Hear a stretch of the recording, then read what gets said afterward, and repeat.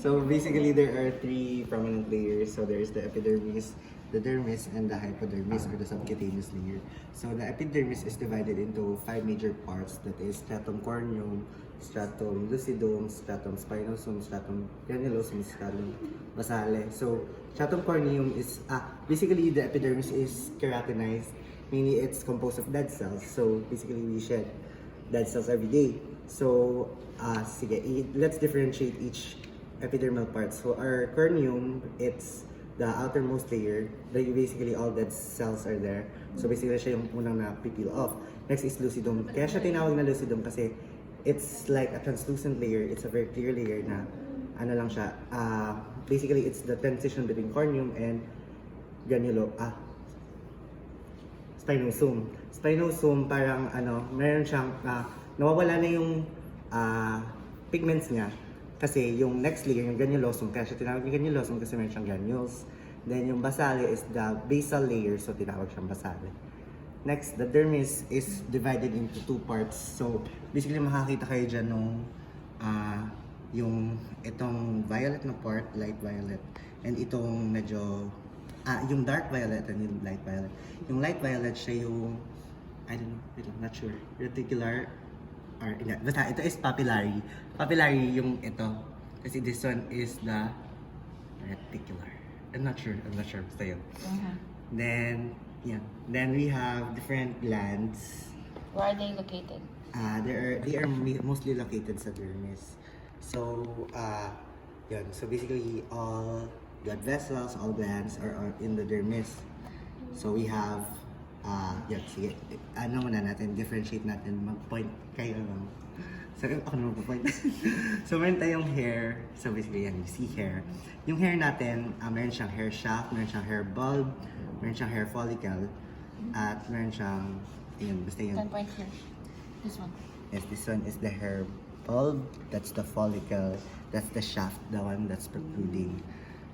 Yes. Then, next one is yung, glands. Then, meron tayong two major glands sa dermal layer. Meron tayong sudoriferous, spelling niya is pseudo, like S-U-D-O, hindi pseudo, na like P-S. Yan. Then, and sweat glands. Sudoriferous is sweat glands and sebaceous glands. Ang sebaceous glands natin, makikita natin siya sa mismong hair. So basically, bakit tayo like oily pag nafe-feeling natin? Kasi nakakabit yung sebaceous gland dyan. Next, may nakikita ba kayong muscle?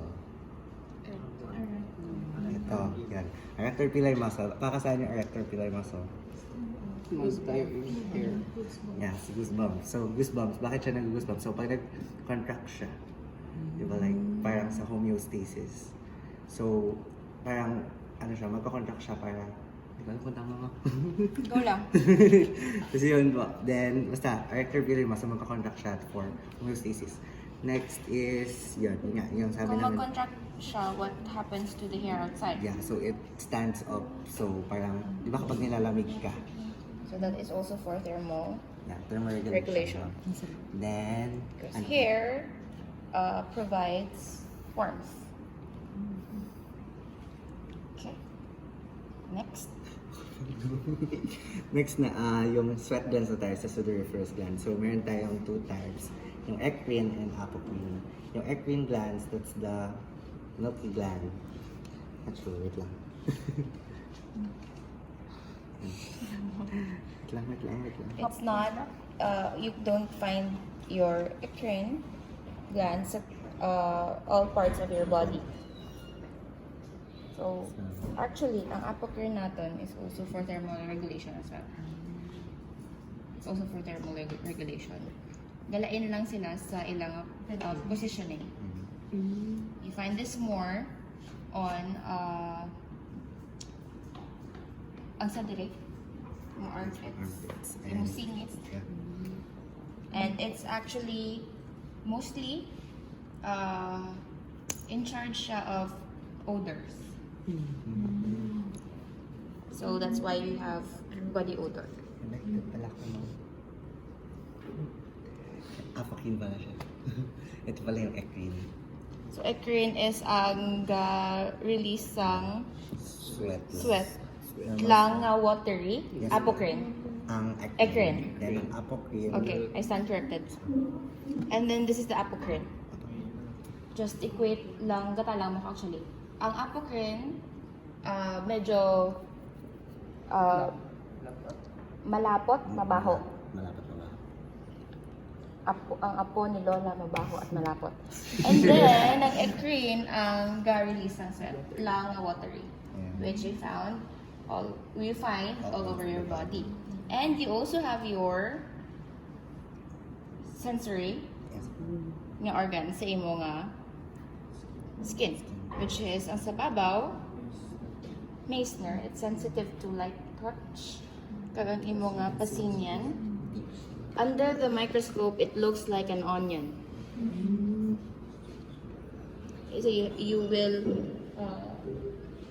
relate ang makita ninyo sa microscope and here. Okay.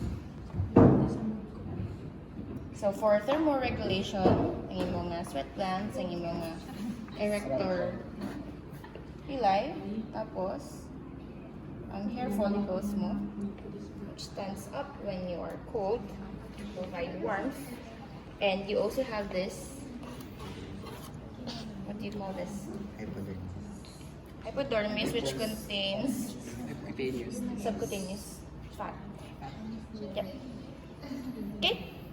Okay, and then we move to later ang inyong feathers.